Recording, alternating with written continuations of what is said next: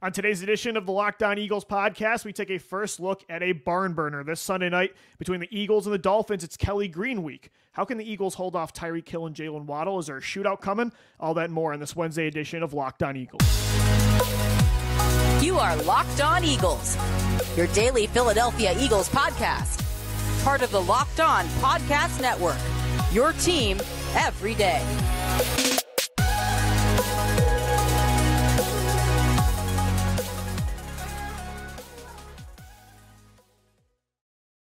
Thank you so much for making Locked On Eagles your first listen each and every day. Welcome in, Eagles fans, to a Wednesday edition of the podcast. I'm Louis DiBiase, joined as always by Gino Camilleri. We're part of the Locked On Podcast Network, and we're getting you ready for Eagles-Dolphins this Sunday night. The Birds are wearing Kelly Green for the first time since the 2010 season opener. They're going to look great. Gino, let's hope they play great. This is a huge matchup against who is right now, I think, the best passing attack in football, between Mike McDaniels' play calling, the way Tua has been throwing the football this year at an elite level of accuracy, Tyreek Hill and Jalen Waddle, the fastest wide receiver duo maybe of all time at this point. It's going to be a tough test for the secondary. We're going to need all hands on deck on offense. If there was a game to put together a complete four-quarter performance, it's going to be this one from Jalen Hurts, A.J. Brown, DeVonta Smith, Dallas Goedert in that offensive line, and heck, even the run game.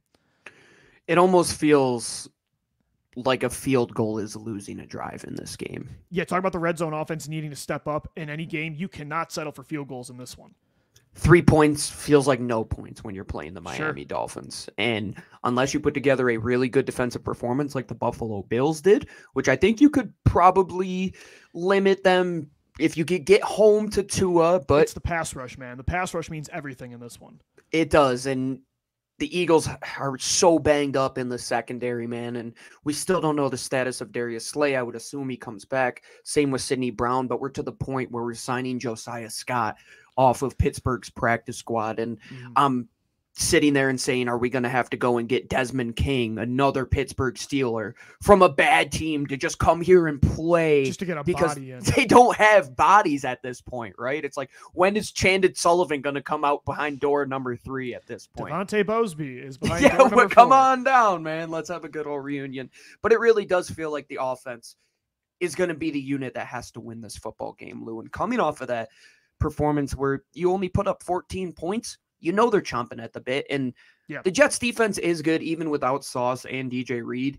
14 points is probably what you were going to put up with those two in the game regardless. Miami does not have that good of a defense compared to the Jets. They do have some weapons in terms of Bradley Chubb rushing the passer. Xavier Howard is a little dinged up on the back end, but they still do have a very good secondary. They got a good front. I think it's a very similar game. I mean, you're going against Vic Fangio, the guy who was in the building for you last year, helping you on your Super Bowl run, in somebody who is a disciple in Sean Desai. It's going to come down to what differs, and that's the offense.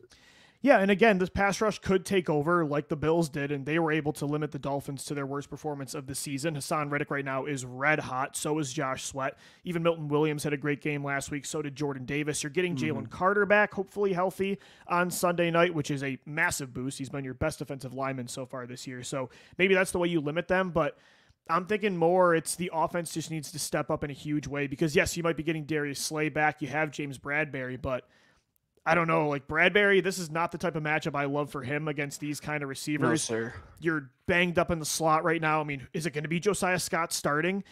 Hopefully Reed Blankenship's back and Sidney Brown, but this to me comes down to the Eagles just need to score a lot of points, and it might be like that Super Bowl matchup last year where it's who gets the ball last. I mean, Gino, listen to this from Shell Kapadia. Based on success rate and points per game this year, the 2023 Dolphins offense is performing better than any offense we've seen in the last 10 years through 6 weeks of the season. Like they're kind of the 49ers of the AFC, right? Where it's like, it almost feels, not to discredit Tua because he's been great, but it's almost like plug and play with how good Mike McDaniels and those two receivers have this offense running. I find it funny that after we had our motion discussion yesterday over at Dolphins. we're playing the Dolphins, and Seth Walder over at ESPN Analytics puts out a list today. The top 3 teams when it comes to motion: Miami, Los Angeles, the Niners, and Detroit. Probably the 4 best teams outside of the Philadelphia Eagles right now when it comes to offense, I would say. And then you look at the bottom, 29 New Orleans Saints, 30 Las Vegas Raiders, 31 Philadelphia Eagles, 32 Dallas Cowboys. Well, the Eagles are second last in motion in the entire NFL, Lou. And you look at a game against Minnesota where you were in that position where you were banged up in the secondary, and you saw the lapses in communication on the back end when guys are just moving all across the formation. And that's what we talk about. It's like the last thing you want to deal with Tyreek Hill is him having to change your assignment to guard him right before the play is called, because that's when he gets loose.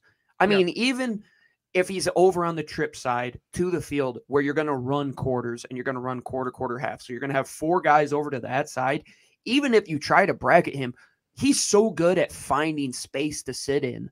And if he just has a little bit of it, the way that you overcompensate to take away the vertical threat of him is you're going to back up, and then boom, he just sits underneath and 2 is on him, and then the yards after the catch happens. I know that's the thing is, like, I'm trying to think of how you defend this type of defense, like offense. No Do you idea. send the house and just say, screw it, let's just try to get to Tua beforehand?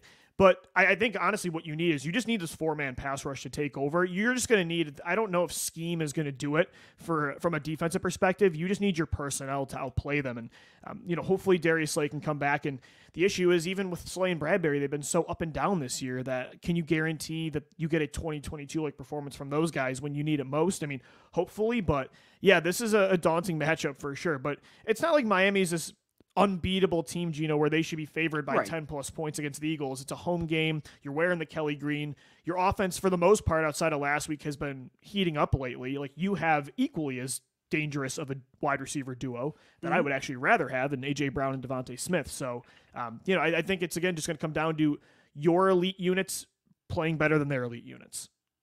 That's really what it's going to come down to. And I think a lot of the time we talk about winning man-on-man matchups. Yes, the Eagles can do it, but at the same time, looking at the offense on the other side of the ball, a lot of it comes down to how good Mike McDaniel is in scheming up his offense and helping out those guys when they can't win the man-on-man matchups. And I think Brian Johnson, man, hopefully some of those hard discussions that Nick Sirianni talked about, we're understanding, hey, we are playing an elite offense. We saw at the pinnacle last year when we tried to win a Super Bowl what happens when you go against an elite offense. And you even sputter for a little bit. It's like a Formula One driver, and just like they oversteer on one little lap and they have to correct themselves in just a little turn. It's like, that's what a field goal feels like. It's like even slipping up around a little bit of a curve is going to slip you up. And Brian Johnson, man, like, what a week to come out there and empty the bag, because you're going against Washington next week after this game, right, Lou? They already have tape on you. They already know what they're going to see. Just dump everything out against an opponent that you know that you're not going to see, hopefully, for the next 4 years. Yeah. And in a game that, frankly, this could be maybe a repeat come February. Like, let's see where you stand in the league. Yeah, it does feel like it could get that way. Maybe another idea too, Gino, is the way to stop this offense is just don't let them have the football. I mean, let's get on these run classic the damn ball. 10 to 15 play drives where they're milking more than half of a quarter with DeAndre Swift. I mean, that might be another idea too, to, kind of win that time of possession battle would be massive for the Eagles. We'll continue to get into this matchup coming up next right here on the Locked On Eagles podcast. And guys, today's show is sponsored by eBay Motors. Our partners at eBay Motors have teamed up with Locked On Fantasy Football host Vinny Lyer to bring you some of the best fantasy picks each week, all season long. Whether you're prepping for a daily draft or scouting the waiver wire, every week we're going to provide you players that are guaranteed to fit on your roster. So let's see who Vinny has picked out for us on this week's eBay's Guaranteed Fit Fantasy Picks of the Week. And it's Atlanta Falcons wide receiver Drake London, who's finally starting to show why the Falcons drafted him in the first round a couple years ago with a loaded 2022 class. Him and Desmond Ridder, Gino, have been heating up. The last 2 games, he's caught 15 of 21 targets for 203 yards. Kyle Pitts still remains a ghost in that offense. London is really the only go-to guy in of course, a run-heavy offense, but with the way Ridder's been playing the last few weeks, I kind of like London as a wide receiver too in fantasy. It always seems that Atlanta just has one guy that they favorite each week, and it's not Kyle Pitts, and London just feels like that guy, man. And I really like his game too, because he's almost like a Michael Pittman to me, where he's a bigger body, but he can snap his routes off so well. And he's a possession, he's a deep receiver. I mean, really, whatever you want out of him. For a young Desmond Ridder, if Desmond wants to keep his job, that's a guy I'm going for. Throw the ball to Drake London. Yeah, Drake London is the guy, man. Vinny Lyer from Locked On Fantasy Football is going to help you win your fantasy championship, and eBay Motors knows a championship team is about each player being a perfect fit. Same with your vehicle. With over 122 million parts for your number one ride or die, you can make sure your ride stays running smoothly. Brake kits, LED headlights, roof racks, bumpers, whatever your baby needs, eBay Motors has it. And with eBay Guaranteed Fit, it's guaranteed to fit your ride the first time, every time, or your money back. Plus, at these prices, you're burning rubber, not cash. Keep your ride or die alive at ebaymotors.com.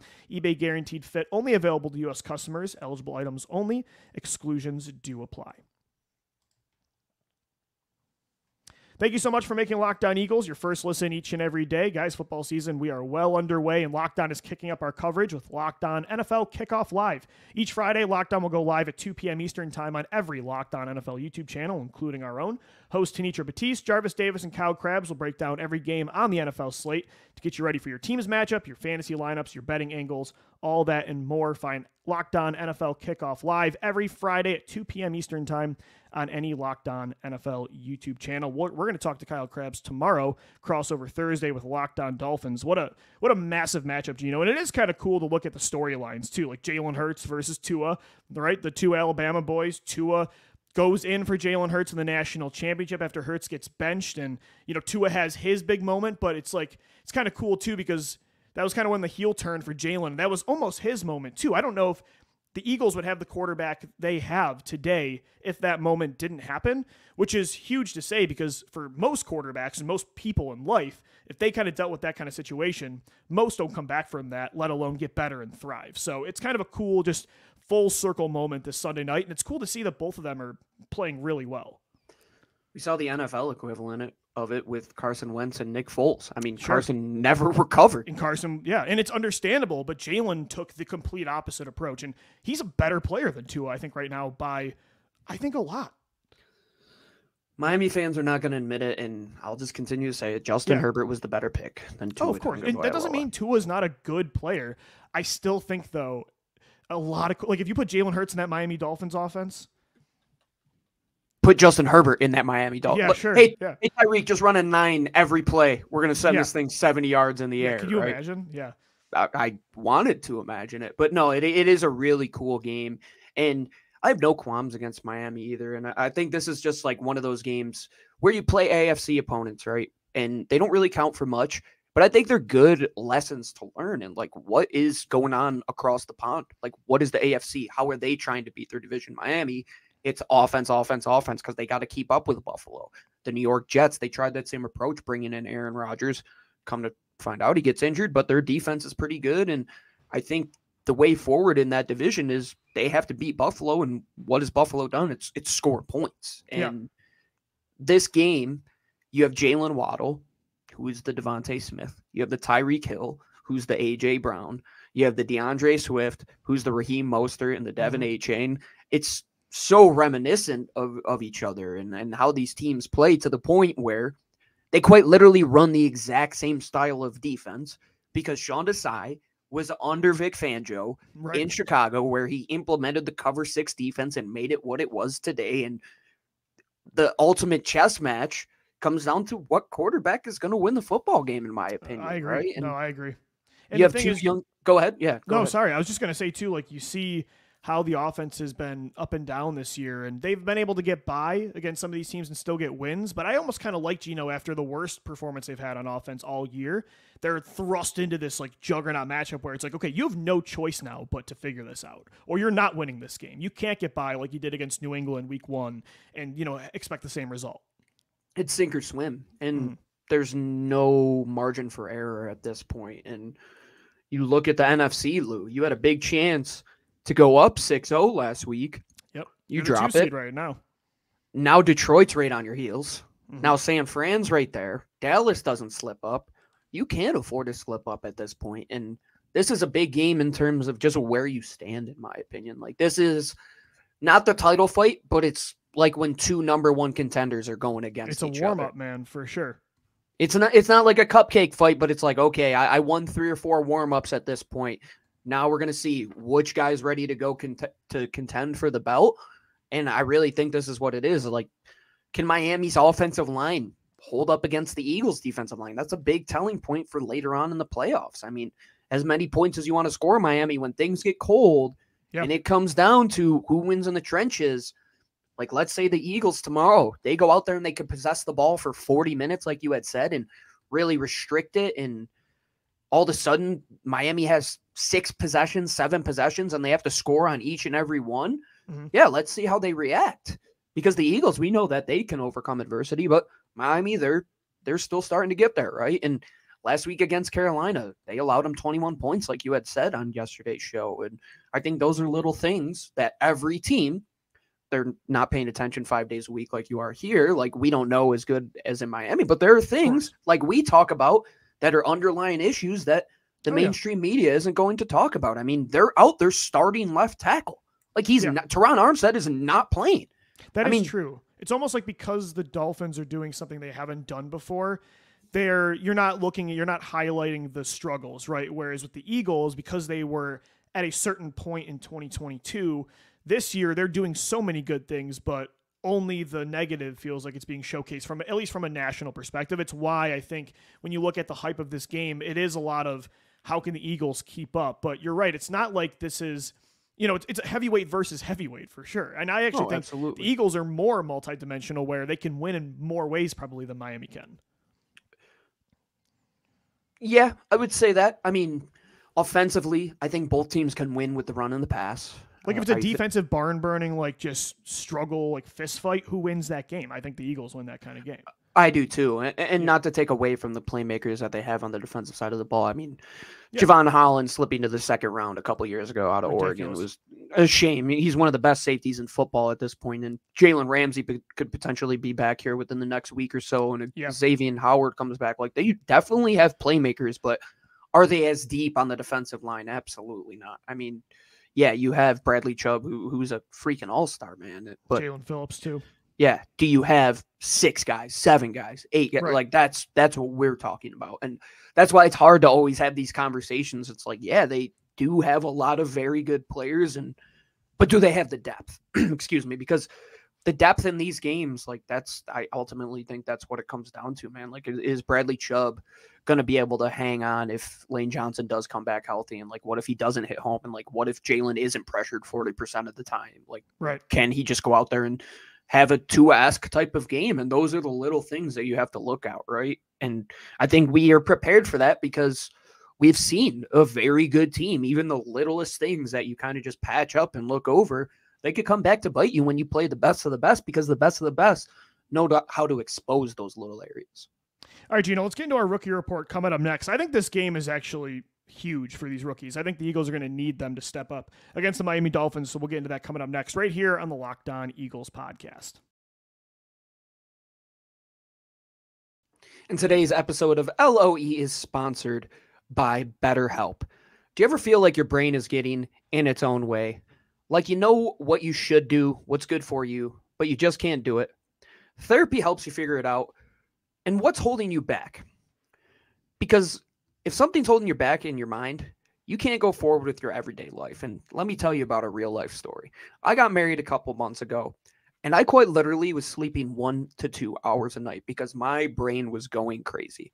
So instead of just spinning my wheels, I reached out to BetterHelp, and I suggest you do as well. If you're thinking about starting therapy, give BetterHelp a try. It's entirely online. It's convenient, flexible, and suited to your schedule. Like I said, I did it in the middle of the night when I couldn't sleep before my wedding. Just fill out a brief questionnaire to get matched with a licensed therapist and switch therapists at any time for no charge. Make your brain your friend with BetterHelp. Visit BetterHelp.com/lockedon today to get 10% off your first month. That's BetterHelp, HELP.com/lockedon. And we thank BetterHelp for sponsoring the Locked On Eagles podcast today.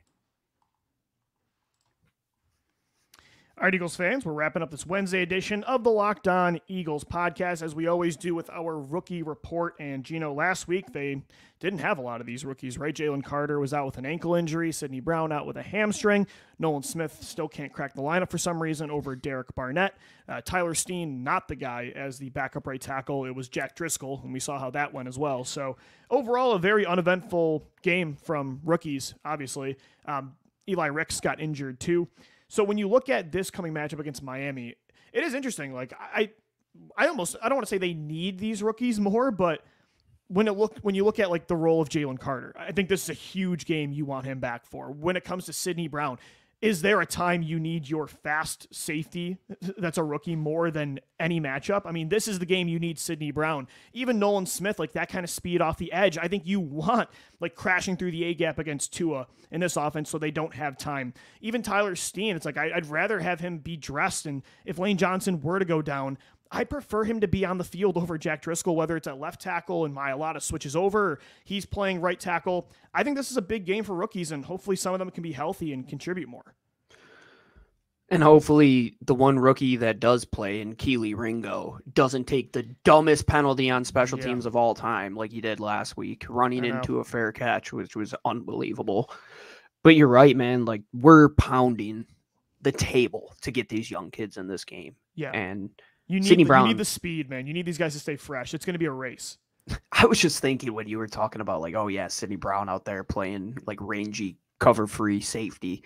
Like, imagine Justin Evans trying to, like, he runs his feet to try and play, like, an underneath robber to cut the crosser, and then he goes upfield, and it's like the kid's running in. We're going to put Terrell Edmonds out there on Sunday night. I can't watch that. It's like they're running with those moon boots on back in the day where, like, every step is just, like, 2 steps of what Tua is, or Tyreek is taking out there. But 100%, I think Nolan Smith really presents a nice little change-up pitch for you in this game, because especially the way that they've been using him, playing that off-ball linebacker where they do put him up in those simulated pressure looks where they can pop him back into coverage and rush him. I think that's going to be huge in trying to take away like those underneath type of plays from Miami, because you could pop them up at the line, but it's like, okay, let's go out to the flat. Now you have somebody who's running a 4-3 that could hopefully keep up with Raheem Mostert and somebody to try and close down the edge, because I don't want Derek Barnett being my strong side defender. I don't want him being my backside defender. I don't want the guy on the field. The NFL tweeted out that video, Lou, of Mekhi Becton throwing him to the ground and laughing in his face. Pointing and laughing at him. Yeah, man. It's zero pressures. There's no reason he should be in this game. This is not the game to just have somebody out there that's slipping around like a fish covered in Vaseline, as Mark Sanchez crazily said the other day on the broadcast. But Jalen Carter, you're right, man. Like, Connor Williams should hope to whoever he believes in that Jalen Carter is not 100% healthy in this football game, because Connor Williams, for one, is not the best football player in the National Football League.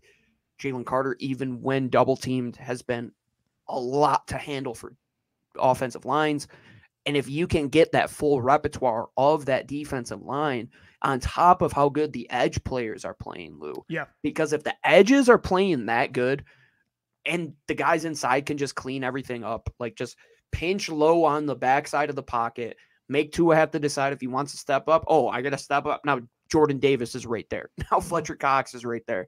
And if those guys get off the line and make Tua, who gets the ball out of his hand relatively quickly, think about coming off of that first read and waiting for that play to kind of develop and unfold.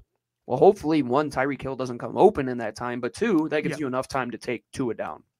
No, I completely agree. And so that's why I think it's a huge matchup. I mean, you just need your stars, like we mentioned, just to beat out their stars. And Jalen Carter is one of those guys. And that's a huge thing, especially for a quarterback that's not super mobile. He's not a, complete statue with Tua, but, getting that pressure up the middle against this kind of team, I think is massive. And I don't know why I'm thinking of this matchup specifically, but when you go back to like 2018 against the Rams, like that do or die matchup where Nick Foles comes in and you're like, the Rams are red hot. They're the best offense in football. And you're like, how do we stop this team? Like when you look at the mismatches, because the Eagles secondary was so banged up, kind of like it is now, what do you need? You need Fletcher Cox to take over that game like he did. And that's, again, the edges have been great the last few weeks, but this would be a huge game for the defensive tackles to start wrecking up the middle. You're right about that, man. That 4-game stretch, the interior of the defensive line was so good. Yeah. It was so good. It just took over. I remember that Houston game. It was the same thing. And the Washington game, same thing. Yeah. Yeah. It was all of those teams that had rather good offenses. It was like, what do we always say? It's one of the cliches we say. What do quarterbacks hate? Interior pressure. And Tua, I mean, he's a guy, like you said, he's not a statue, but that hip injury definitely has restricted him in an extent to getting outside the pocket. And even when he was healthy, he wasn't that. And how cool would it be for Jaylen to win this game? Right. You know what I mean? Like he won't say that he wants this, but I think he wants it. I mean, he's past that game, but come on, to show on the national stage, Sunday Night Football, that he's the better quarterback, it's in there. It's in there, that motivation. You know, he's in a group chat with like DeVonta and AJ and like all the guys on offense, and they're texting him. They're like, "Oh, it's personal this week," and Jaylen isn't doing anything besides like giving it like a thumbs up, like not responding, right. just like, that's right. "Yeah, we know, but like we're not gonna actually talk about it." Yeah, it's Bama boys versus Bama boys. It's Waddle and Tua versus DeVonta and Jaylen, and yeah, I think that's definitely a part of it. It's a great matchup. There's a lot of fun storylines. The jerseys are going to look awesome. I cannot wait to see Kelly Green. Is Miami going white? I think they are. I want them to do their vintage whites though. I don't think they are. Though. But man, would that look the old school Dolphin that's too? What I'm talking about, dude. We'll see what happens, but hopefully they look great in the jerseys and they play great on the field. We'll continue to get into the matchup tomorrow. Locked On Dolphins host Kyle Krabs will join us for Crossover Thursday. We have a Friday show as well for you right here on the Locked On Eagles podcast, part of the Locked On Podcast Network, your team every day. For Gino Camilleri, I'm Lou DiBiase signing off. As always, thank you for downloading, thank you for watching and listening, and let's go Birds. Fly, Eagles, fly.